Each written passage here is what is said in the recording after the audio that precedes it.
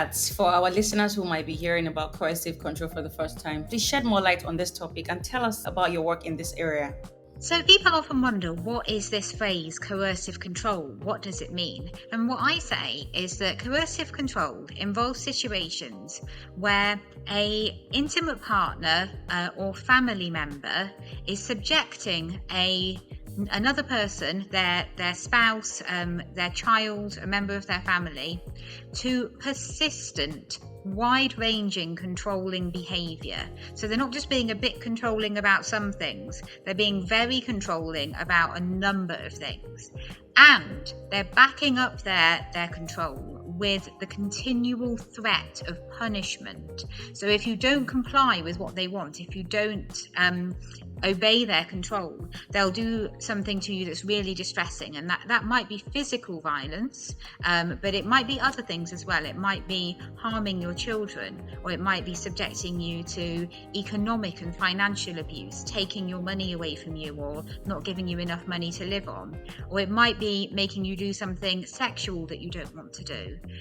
So there can be many different ways that the perpetrator punishes the person who they're trying to control, and a person who's experiencing coercive control just can't live their life in the way that most people in their community can, because the perpetrator is stopping them from having normal levels of freedom and autonomy that they would expect for a member of their community.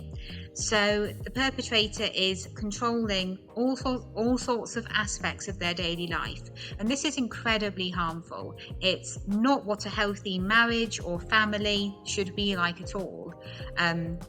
So the perpetrator, by coercively controlling another person, is attacking their human rights, is attacking their personality and their individuality, because they're not allowing that person to be who they really are. They're just keeping them under constant control and constraint. And they're kind of attacking the person's very soul, the essence of them. So it's very harmful, very destructive, very abusive, but it's often hidden because often we think of domestic violence just as hitting, but coercive control can be about so much more than that. As I say, it's this attack on your very autonomy, your freedom, your sense of self.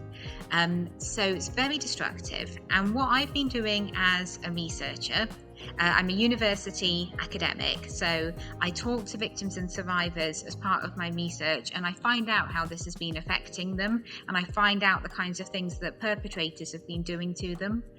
And I've written a book.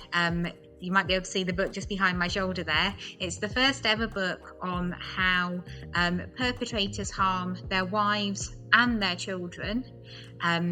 So most perpetrators of coercive control are men, although it can be perpetrated by women, but that is much, much rarer.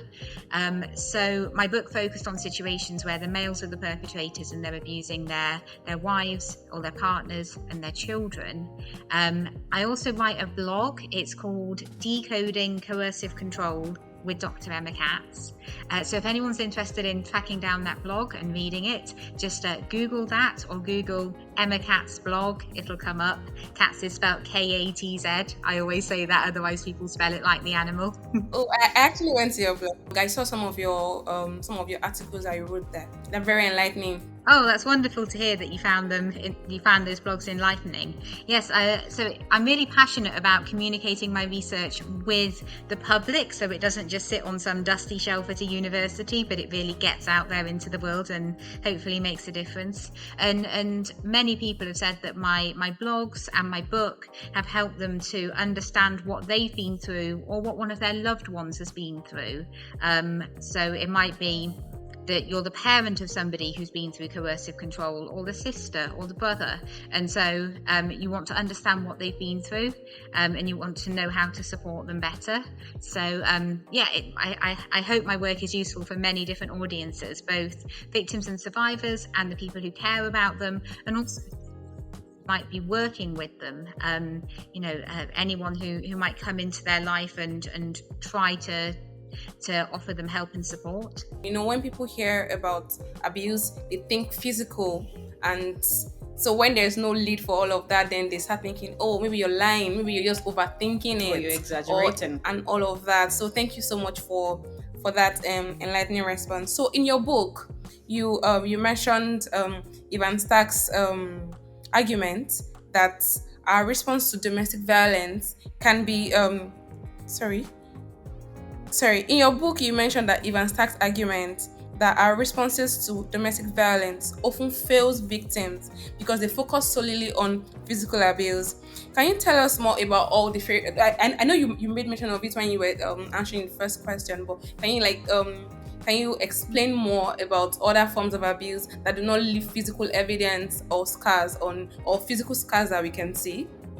People often call coercive control death by 1,000 little cuts, but those cuts may be psychological and social and economic and sexual rather than simply physical. So there are so many tactics that perpetrators use. It's actually, if you think about it, it's really hard to take away somebody's freedom and autonomy. People don't want to give up the kinds of freedom and autonomy that are normal in their society, in their community. They don't want to have less freedom and autonomy than their peers. So perpetrators actually have to use a lot of abusive tactics to take away your freedom and autonomy, because just using a couple of tactics won't be enough to carry out the really terrible thing that they want to do, to take away your autonomy. So perpetrators, they can be physically violent, but they're not always, and some of them don't use any violence at all. But when they do use violence, it's important to realise that it's not because they're angry or because they're passionate or because they have some good reason for it. It's because they want to control you and they want to scare you into total submission. So that's why they're using violence. It's nothing to do with anger. They might seem angry, but they're angry because they're not getting the extreme levels of control that they want. That's why they're angry. So it's all about this desire they have to carry out this extreme level of control. But perpetrators also use a lot of psychological abuse. They try to convince you that you're crazy, that you're oversensitive, that you're dramatic, that you're making things up. And they'll tell you that. And they'll tell you that things that you know happened didn't happen. And they'll tell you things that you know didn't happen, did happen. And so you start to doubt your own sanity. They will call you horrible names and make you feel bad about yourself and lower your self-esteem.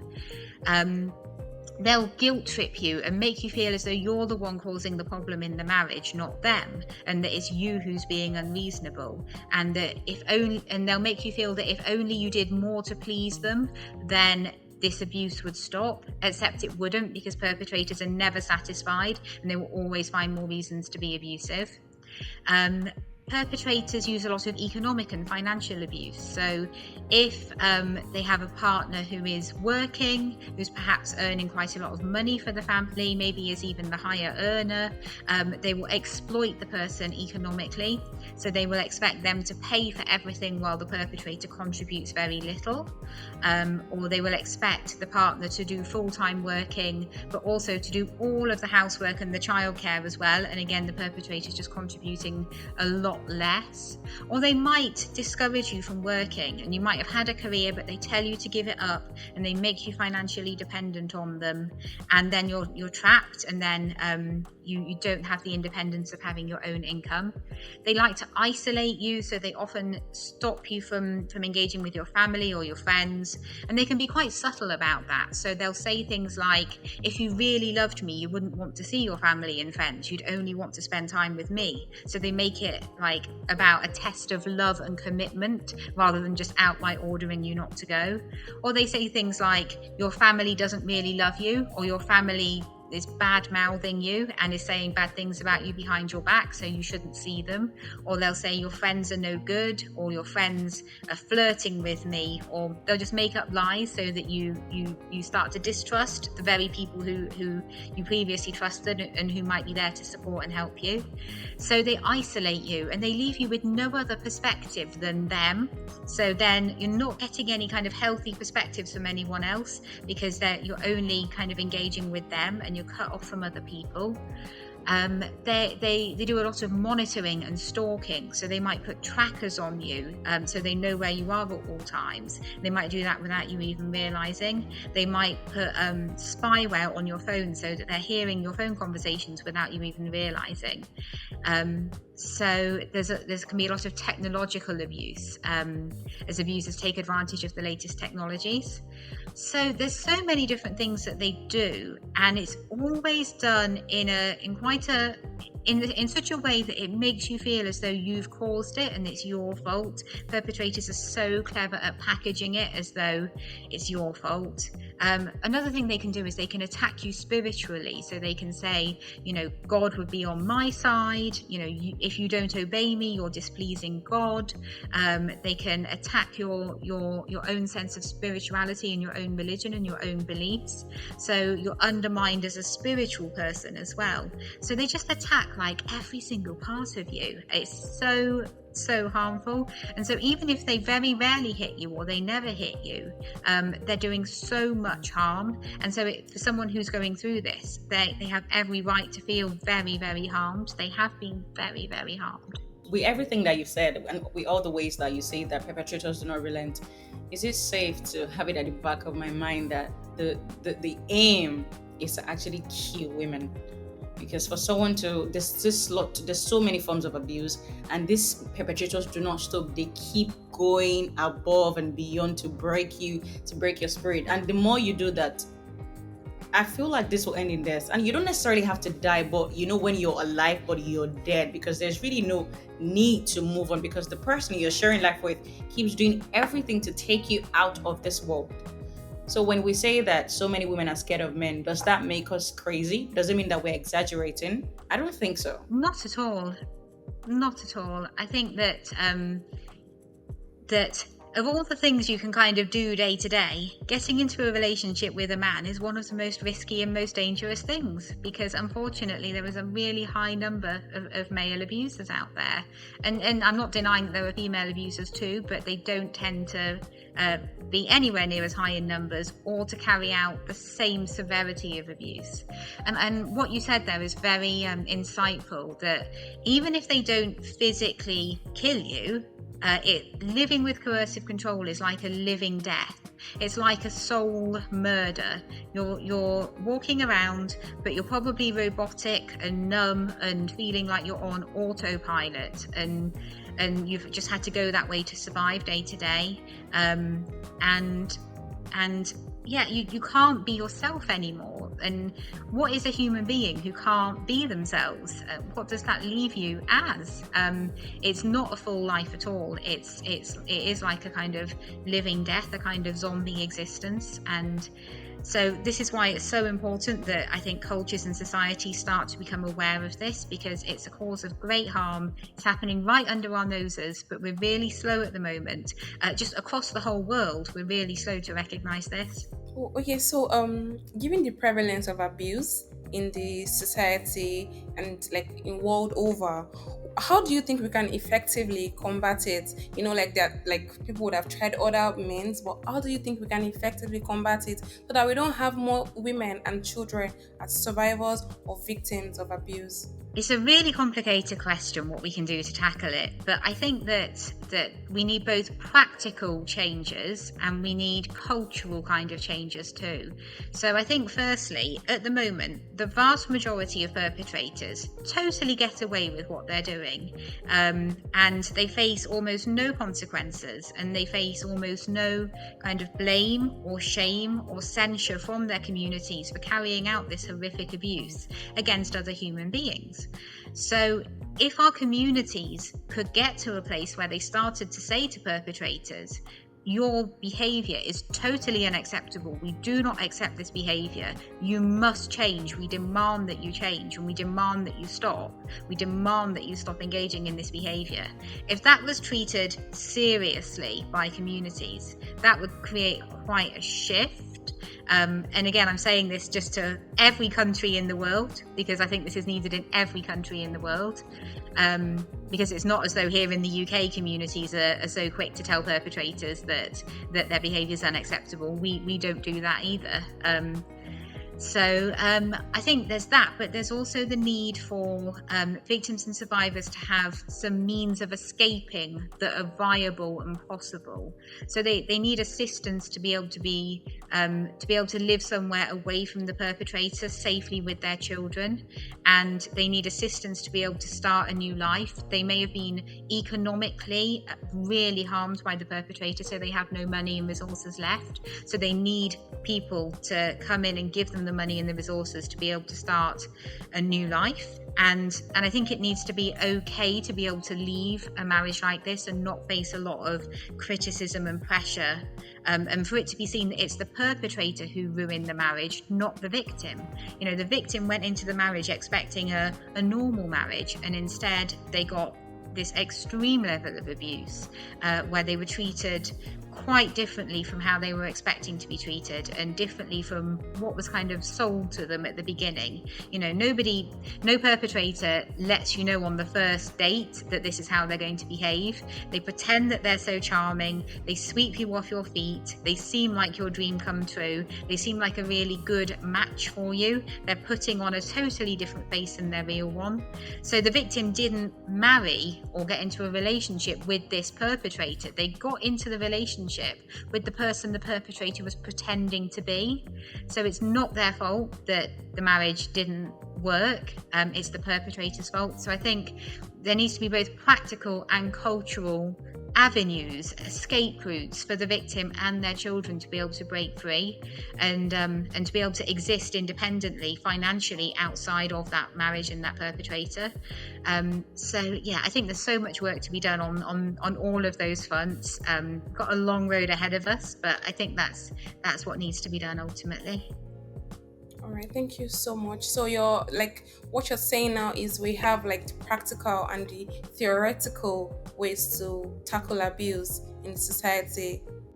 Yes, practical and all things like the practical stuff. You know, do you have a safe place to go to? Will you be able to live? Will you be able to live when you get there? Will you have enough money to live on? That's the kind of practical side of things, but also the cultural side of things. You know, are you going to face so much blame and shame if you leave your marriage that you don't feel it's possible to do it?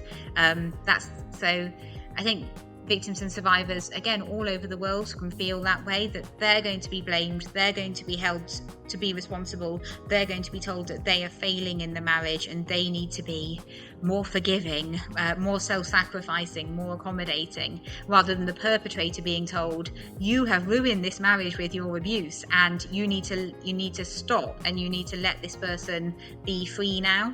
You need to stop, which is what we should be saying. But we're not at the moment, but we should be. It's usually so heartbreaking when you hear phrases like, oh, why didn't you leave? You knew that it was abusive. And Dr. Katz said something, on your first date, you're meeting Prince Charming. You're never going to know if he's going to turn into a monster. Yes. And this brings me to my next question. When abuse happens, society often blames the victim, scrutinizing their behaviors and choices being that on the first date, he's Prince Charming. Why do you think this victim blaming mentality persists? And can you shed light on why abuse occurs in the first place? How does your Prince Charming turn into non-charming? Does that even make sense? Into a monster. I didn't want to use that word, but I think I'm just going to use it. How do Prince Charming go from Prince Charming to Monster Charming? Oh, you can't be a monster and be charming. How do you go from being a Prince Charming to a monster, making life difficult for someone that you've sworn to do life with? That's, two really good questions. So firstly, I think that perpetrators, what drives them is that they have a very high sense of entitlement. They believe that they have the right to control their partner and their children. So they have a kind of faulty belief system. And when they put on that Prince Charming face in the early days of the relationship and sweep you off your feet, that wasn't their real self. In fact, they were being quite deliberate and calculating. They knew exactly when the right time was to start introducing abuse, and it's usually when you're heavily entrapped. You know, when you're engaged, or you're married, or you're pregnant, or you've had a baby with them. They knew when the perfect time was to introduce the abuse, and it's when you were entrapped. So it's there's something wrong with the abuser's mindsets. They believe that they're justified in this behaviour, and of course it doesn't help that often all their community will reinforce that they're entitled to behave in this way, sadly.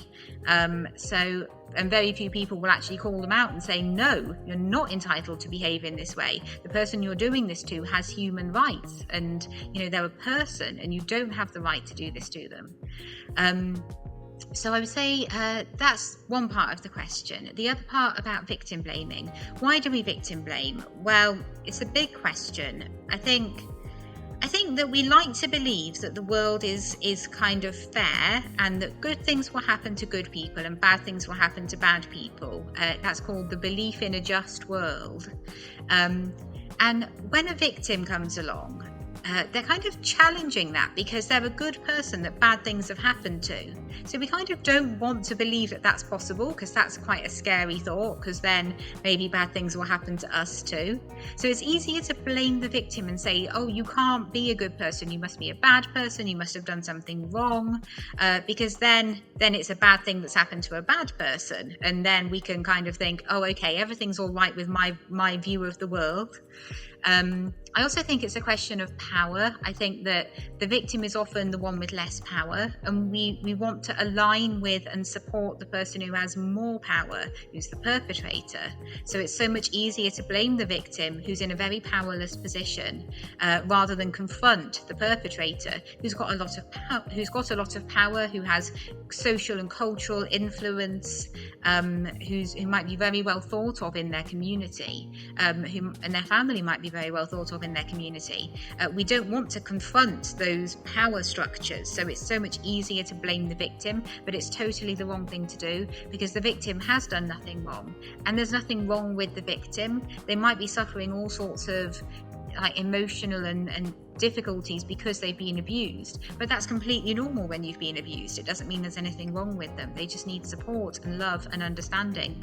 But for the perpetrator has done something wrong. They've created this entire dynamic. None of this would have happened if it wasn't for the perpetrator's determination to impose this abusive behaviour on their wife, their family. So I think that's why we blame victims, but we shouldn't be doing it. We should turn our attention to perpetrators and say, you've caused all this havoc and it's totally unacceptable, and you need to stop right now. So I think that's the reaction that I would love to see happening, if things were to change in a positive direction. It's very important because people just feel, oh, the victim is the problem. It doesn't matter what happens, they find a way to blame the victim. Yes. And the victim is usually the person who has less power, according to what she said. I also think that sometimes they do that because they don't want to. Maybe some of them have been through that. They don't want to accept that, oh, they also did face that, or they are victims as well, because everybody wants to feel powerful, everybody wants to feel like, oh, I was never wronged or something. So when they face something like that, they see somebody who is in the same situation with them, they try to shift the blame to the person, like, oh, it must be your fault or something, because they don't want to accept that, oh, something has happened to them before and then they were victims of abuse. Because I see the way they fight tooth and nail. You see women fighting tooth and nail against abuse victims, and I'm like, and then you look at their own story and you see that, oh, they had also faced abuse before.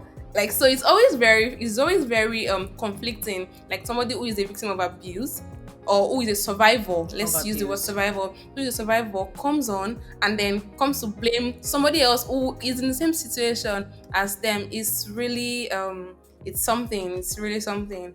Thank you so much for your insightful answer.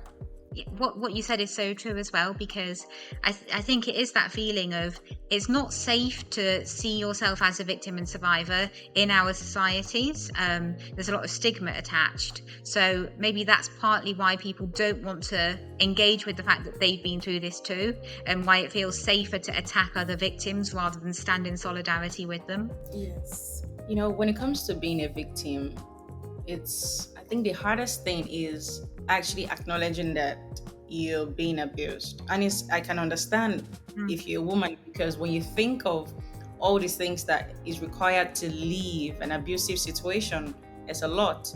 You need love, you need support, you need shelter, and so many things, especially with a society that has zero empathy and compassion for women, especially. How do you explain to the world? As much as they say you do not owe anybody an explanation, somehow, you do. How do you explain to the world that, oh, my marriage failed because he did this? If you do not have scars, people will think that you're lying.